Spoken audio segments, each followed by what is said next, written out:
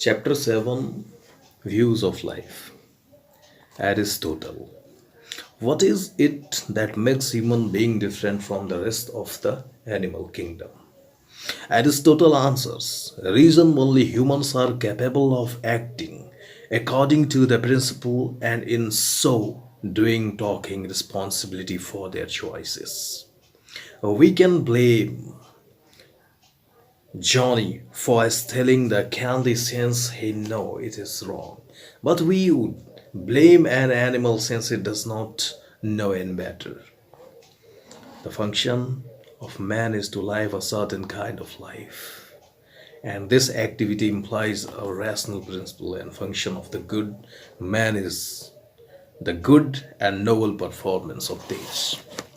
And if any action is well performed, it is performed in accordance with the appropriate excellence. If this is the case, then happiness turns out to an activity of soul in accordance with virtue. Newcomen genetics. This has been discussed there. Aristotle was the first to classify areas of human knowledge in distinct disciplines such as mathematics, biology, and ethics. Some of these classifications are still used today, such as the species gene system, though in biology classes. He was first to devise the formal system for reasoning, whereby the validity of an argument is determined by its structure rather than its content. Consider the following syllogism. All men are mortal. All men are mortal. शरीर नाशवान है. Socrates is the man, therefore Socrates is mortal. Socrates is the man, therefore Socrates is mortal.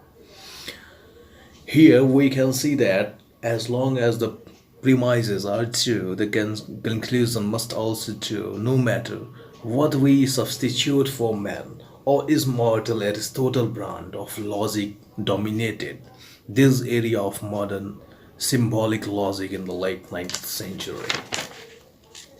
Socrates' approach to philosophy in relation to practical life. Ironic modesty. Explaining his mission as a philosopher, Socrates reported the oracular masses, telling him no one is wise than you. Apology 20a, 21a. He then proceeds to the satisfying description of his efforts to disprove oracle by conversing with notable Athens and with must surely be wiser.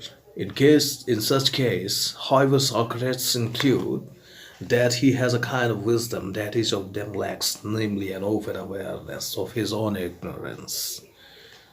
Questioning habit. The goal of Socratic education then is to help individuals to achieve genuine self-knowledge, even if it often turns out to negative in chapter as his cross-examination of malice. 2. Socrates means to turn the matters of sophists inside out using logical nitpicking to expose rather than to create illusion about reality. If the method rarely succeeds with interlocutors, it can nevertheless be effectively internalized as the dialectical mode of reasoning is an effort to understand everything. Plato's dramatic picture of the man willing to face death rather than abandoning his commitment to philosophical inquiry offers of Socrates as the model for all future philosophers. Or perhaps few of us are presented with the same stack choice between philosophy and death. But all of us daily face the opportunity to decide between conveniently and offer devotional to the truth and reason. How we choose determines, however, whatever we, like Socrates, deserve to call our lives philosophical. Thank you, friends. You can like and you can subscribe my channel. Thanks. Now we'll discuss Plato, the view of life. How does one define what a good life is?